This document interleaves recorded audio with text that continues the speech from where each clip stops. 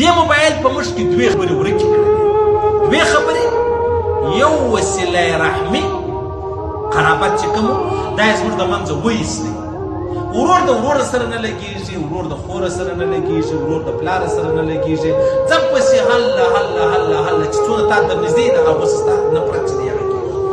او دویمه خبره چې د عزیزانو زموږ ژوند یې را ډېر مختصر دی زموږ ژوند یې را مختصر دی یعنې که ته په فیسبوک ننوتلې تا اوس خلاص کوي که ته په کرسۍ کې ناست پلې مازدیګر به ته دا فیسبوک چې دی هغه بندوې بیا به وایه راځم فلانی کار کوو یعنی دوې غنټې درې غنټې څلور غنټې فیسبوک ته انسان ناست دی دا د ده ژوند هلته د ژوند میټر یې اوړي د ژوند میټر یې اوړي و موږ ته یونټونه میلاو سوي دي د ژوند دا هلته ګراویږي ایله کېږي پخوا زما ستا 1000 یونټه ژوند پاته ولو بیا چې کله ته فیسبوک ته کښېنستلې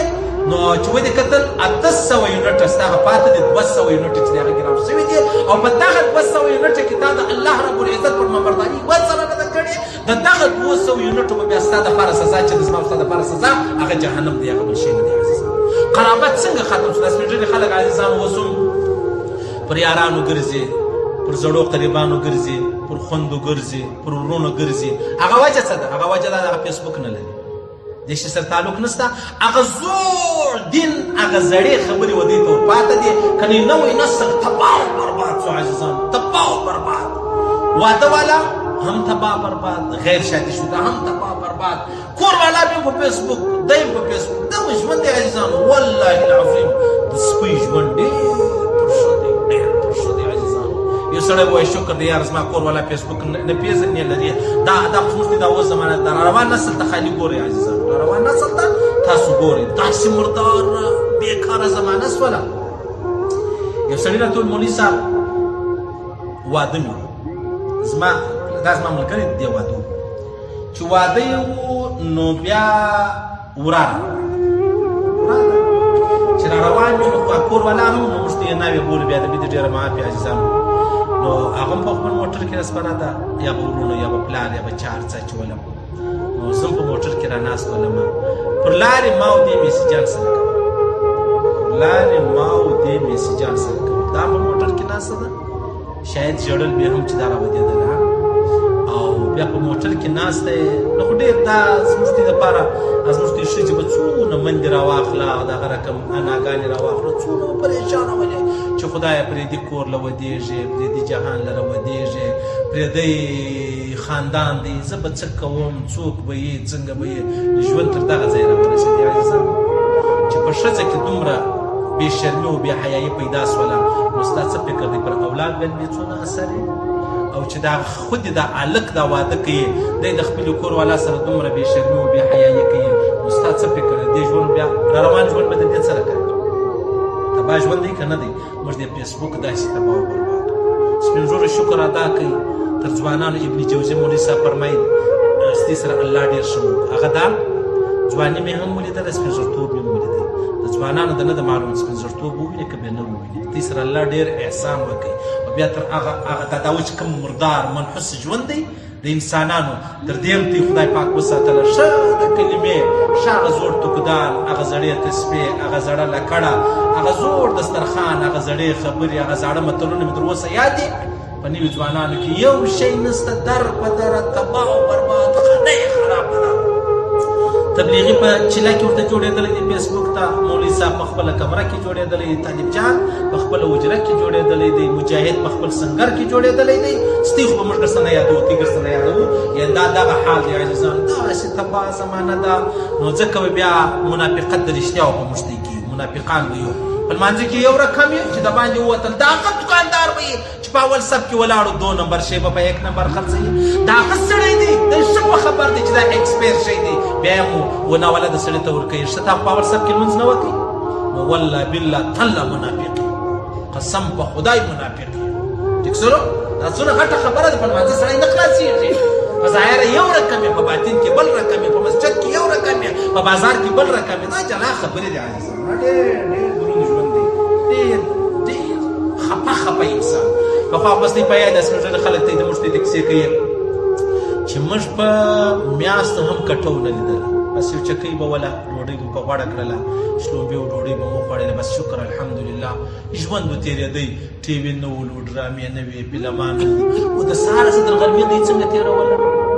اشه مسافر ولاړې په سفر درې میاشتې په هغه یې څنګه حال و څنګه د برکت ژوند و مسافر هم راورسېدی جوړ به هم روغ به هم هغه زموږ د ګجران والې خطونه چې موږ به کور ته راستول په میاشته کې یو خط راستوي بیا به خط موږ په انتظار وو چې یاره ورور مې خط راستوي بیا به ډاګر رالی مدرسې له خطونه بیا راوړو بس نو سره غرمه به وروره په خطو کې به ګرځېده الله زما خط به نسي پیدا الله زما خط بیا به خط پیدا سو بیا به یې لیکلي وو چې داسې الحمدلله پلانې واده وسو پلانې کوزده وسو پلانې و ژوند دی دا و ژوند دی دا د سپۍ ژوند دی د سپۍ دا موږ چې حج له ولاړو ما د ملګرو ته ما د کور والا سره ډېر رابطې مه کوئ قسم په خدای چې ورسې په والله که دا ووایي چې ته حج ته تللی وې که د غیر ته تللی وې مخامخ به هغه ایمو د چې څنګه سې دا مخامخ سره کتل مجلسونه مې کول ای نو څه مسافري وله ټیک ای نو څه دا خو دا مسافري نه ده دا سپین ږیرو د مورې شیدې به څه ښه زوره وژغوري الله در باندې تېر کړي شکر د الله ادا کړئ که په سترګو نه وینئ هم که کاړه یاست هم که بوډان یاست هم که پر لکړه یاست هم د مورې شیدې مې صفا ژوند در باندې تېر سو هېڅ افسوس دی پر ژوند نشته هېڅ افسوس یوه سبحان الله مې زده کړې وه په حق په سچه مې زده کړې وه یوه تحیاته وایاست هغه هم شل غلطۍ کې کوي د مور شیدې په حق په سچه الله پر دغه باندې بخښي ځکه ستې دغونه اوقات ولو اوس خو جلا ژوند دی وروره اوس خو جلا خبرې دي نو ژوند هېڅ ژوند نه دی دا خاص کیسه نه ده ټیک شو اوس هم نو کله کله موږ په مسجد کې ناست بیان واورو والله یاره خبره خو دغه ده و طارق جمیل صاحب بیان واورو والله خبره خو دغه ده چې راووتو بېرته ته یعنې زه پر دا روډ دا رقم حافظان در ښیم شرابیان دي شرابیان روډ زه دی حافظان در ښیم شرابیان دي شرابیان نو زیاته ورسته اندازه ولګوه خوښه دې خپله ده چې څنګه اندازه لګوي وعن ابن عباس رضي الله عنهما قال بينما النبي صلى الله عليه وسلم يخطب اذا هو برجل قائم النبي عليه الصلاه والسلام رسول الله بالناس خطبه یو سړی ولاړ چې ولاړ دی پیغمبر صاحب پوښتنه وکړه فسأل عنه پوښتنه وکړه دا څوک دی و خیر دی ولې ولاړ دی فقالوا ابو اسرائيل خلکو ته یا رسول الله د نوم ابو اسرائیل دی نظر ان يقوم في الشمس ولا يقعد ولا يستظل ولا يتكلم ويصوم دغه نظر کړی دی چې زه به لمر ته ګرځم سایه ته به نه یم زه به ولاړ یم کښېنم به نه او زه به خبرې چې دي هغه نه کوم او زه به چې زه به روزې نشم دا یې نظر کړی نو پیغمبر صلی الله علیه وسلم فقال النبي صلى الله عليه وسلم مروه فليتكلم وليستظل وليقعد وليتم صوم رواه البخاري نبی صلی الله علیه وسلم فرمایل ورسه ورته وایه ورته ورسه ګرځه سایې لره ځه لمر لره ځه کښېنه ولاړېږه او